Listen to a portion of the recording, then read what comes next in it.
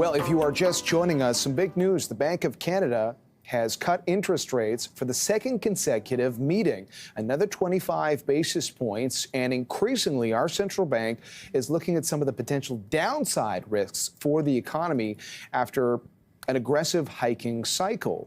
Now, in the markets, we're certainly watching what's happening with the currency and bonds. For investors, a lot of people have been very curious about the path ahead for interest rates, both in Canada and the U.S., and what that means for everything from stocks to bonds. We're back with our panel this morning to talk a little bit more about that. David Wolf is portfolio manager at Fidelity Investments.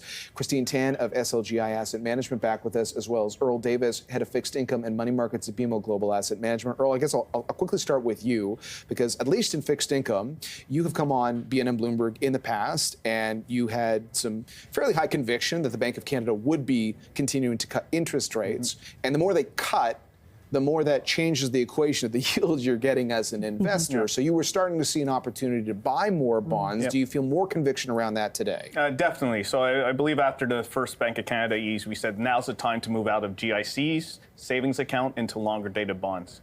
We've done that in our own portfolios by extending duration. We feel more comfortable buying 5, 10-year more bonds, 5-year and 10 years. That makes even more sense today, because if you look at the markets after the Bank of Canada moved today, the short end has rallied a lot, call it 10 to 25 basis points. The long end, 5-year bonds, 10-year bonds, has only rallied 2 to 5 basis points. More opportunity to extend duration. Continue doing that as your GICs mature and the like. And I just want to reiterate what you said earlier in the program. So we've now seen 2 25 basis point cuts, but you do think you would not be surprised if we saw 3 more similar cuts in 2024, so 5 interest rate cuts this year. And that's a dramatic change for us. Before the easing cycle, we thought there'd only be 50 basis points of eases, 2 cuts. What's changed our outlook is CPI in the U.S. The last CPI was a significant downside surprise. That advances when the U.S. could ease, possibly next week, although the market's discounting less than 5% of that. We think it's 25%, but for sure in September. So the impact of that is the Canadian dollar won't weaken as much as compared to the U.S. not easing, because the interest differential is not going to be as wide. So that allows the Bank of Canada more leeway to ease more. Christine, I just want to ask you, as somebody who watches the stock market every day, I've been noticing recently in pockets of the Canadian stock market, especially since expectations started to increase that we would see this rate cut, which was confirmed today, people started looking at some of the rate-sensitive stocks a little bit more. And if I look at the performance in Canada this year, you know, there's sectors like utilities, real estate, they have lagged the broader market. If Earl's looking at an opportunity in the fixed income world to lock in, what do you think happens with some of the rate-sensitive stocks that have these yields that historically have been attractive to investors? Bond proxies, right? As you sort of alluded to. And we like them. I think that's why we've stayed pretty neutral in terms of our allocation. We haven't really been chasing some of the more techie, let's call it very long duration earnings stocks. I think the other sector that's interesting in Canada is potentially banks as well, because banks has been sort of, they're at the sort of crux of all these mortgage renewal issues, and having that flexibility to be able to offer better rates, I think will be good. But we also like some of the more cyclical sectors as well. So our managers are looking for names that would start to benefit as the economy sort of bottoms out and you start looking through to the other side of the cycle. All right, and just going back to Earl's earlier point, I'll just note our Bloomberg colleagues highlighting that the 2-year yields in Canada are now at the lowest level since May of 2023, so some food for thought there. David, I think a lot of the investing theories out there right now are based around the idea that like that soft landing scenario is very much still in the cards.